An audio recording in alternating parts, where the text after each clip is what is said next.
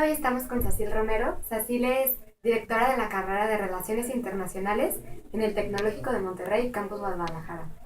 Sacil obtuvo una maestría en Desarrollo Internacional y Políticas Públicas en la Universidad de Duke de Carolina del Norte.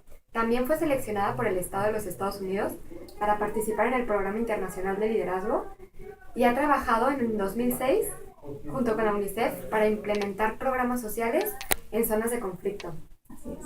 Asimismo, además de impartir varias conferencias, ha trabajado como coordinadora en el Instituto de Mediación junto a 100 personas de todo el mundo a las que ha transmitido todos sus conocimientos. Muchas gracias por aceptar la entrevista del día de hoy. Muchas gracias a ustedes. Sacil, platícanos un poquito, ¿cuál fue el motivo por el que estudiaste tu maestría en Desarrollo Público y Desarrollo Internacional y Políticas Públicas?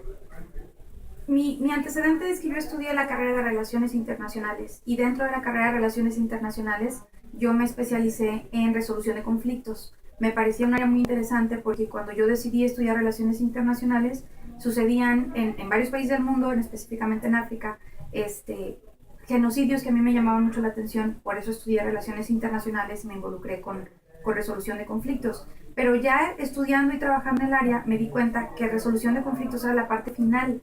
Era cuando ya las cosas habían sucedido, cómo volvías a reactivar una sociedad. Y descubrí que una de las causas de conflicto era la falta de desarrollo. Entonces decidí enfocarme a la parte previa. ¿Cómo previenes que se dé un conflicto? Y el desarrollo internacional es una de esas herramientas. Claro. ¿Y qué herramientas crees tú que son más importantes para que una persona pueda resolver conflictos? Conflictos hay de muchísimos tipos. De hecho, el concepto de conflicto en sí, pues desde personales hasta internacionales, nosotros nos enfocamos más a la parte de conflicto internacional, que conllevan mucha parte de protocolo, de negociación, de mediación. Entonces, una persona que esté involucrado en eso, creo que la primer característica que debe tener es el dominio de la emoción. Muchas veces uno se siente conectado, se siente identificado con algún problema y puedes tender a beneficiar o a perjudicar a una de las partes. Y como mediador, por ejemplo, la primera capacitación que te da es que tienes que ser neutral. Ante cualquier circunstancia tienes que ser neutral y aprender a dominar esas emociones. Puede que a mí un conflicto me parezca sumamente indignante, pero yo no puedo reaccionar ante el conflicto. Tengo que facilitar a las partes para que puedan hablar y encontrar un punto de interés que les ayude a solucionar ese conflicto. Y además de ser objetivos y dejar las emociones de lado, cuando fuiste coordinadora y diste los cursos en Washington, D.C., ¿qué herramientas principales te gustaba transmitirles a los participantes? Hay 7 elementos de negociación que todavía los imparto, por ejemplo, en mis clases y que les digo que si solamente vamos a aprender algo en la clase, nos tenemos que aprender esos 7 elementos, ¿no? Los cuales los iniciales son muy, muy importantes. El primero es la relación que hay entre las partes, la segunda es la comunicación que existe entre ellas y la tercera son los intereses. Suenan muy básicos, ¿no? Suenan como muy de sentido común, pero cuando uno los entiende a nivel internacional son muy complejos. Para tratar de darte un ejemplo, hay países cuya relación con otro país es de desbalance de poder, ¿no? Un país muy chiquitito con un país muy grande. Por ejemplo, ahorita ustedes saben que hay un problema de refugiados climáticos, ¿no? El cambio climático está causando que los niveles de agua suban, entonces los países insulares se están haciendo cada vez más pequeñitos. Hay un país muy pequeñito en el Pacífico que se llama Tuvalu, pequeñísimo, que tiene 70,000, 50,000 habitantes. Está justo enfrente de Australia y de Nueva Zelanda, pero como su territorio se empieza a disminuir, ellos están negociando con otros países que les permitan transportar a su población, porque en 20 años ya no va a haber país. Pero hay un desbalance de poder. Tuvalu es muy pequeñito en comparación con Nueva Zelanda o con Australia.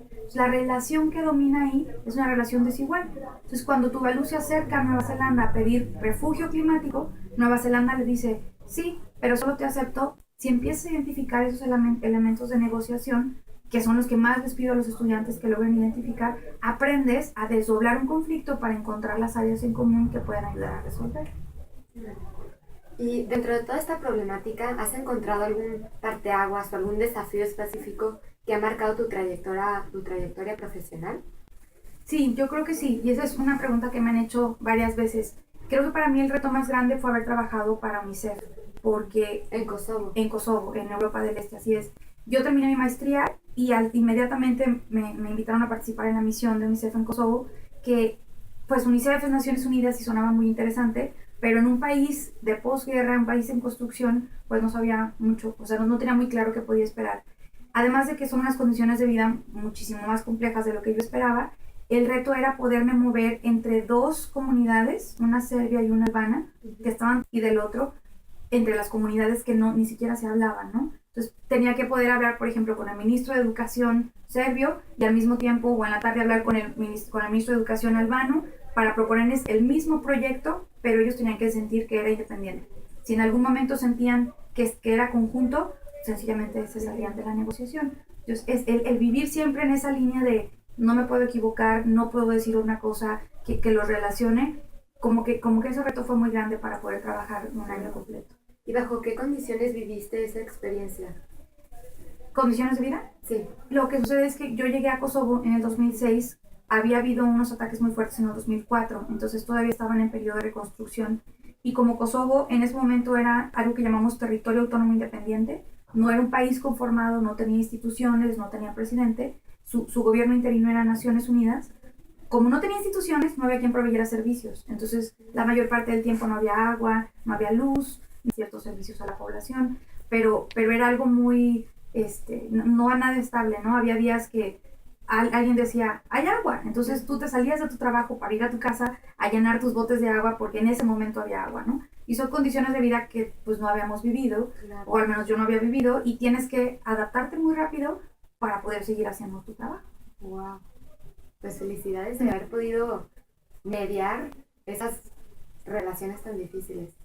Y por último, ¿qué consejo le darías a los jóvenes que quieren crear un cambio en la sociedad, que quieren ser agentes de cambio después de todos tus Diferentes foros? Yo creo que el valor que más tenemos que inculcarle a los jóvenes de cualquier edad, desde que están chiquitos hasta que trabajan y todavía después, es el valor del valor.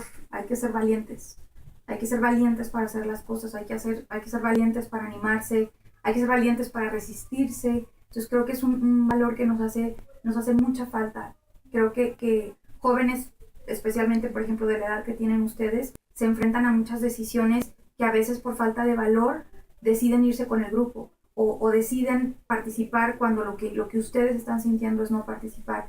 Y creo que eso es falta de valor que no hemos inculcado lo suficiente en los estudiantes. Creo que sí, creo que nuestra sociedad sería totalmente diferente. O sea, defender nuestras creencias y ser congruentes con nosotros mismos. Ser congruentes porque a veces, mira, hay una frase que yo utilizo mucho y se la transmito a mis alumnos. Lo que yo decido en mi día me tiene que dejar dormir en la noche.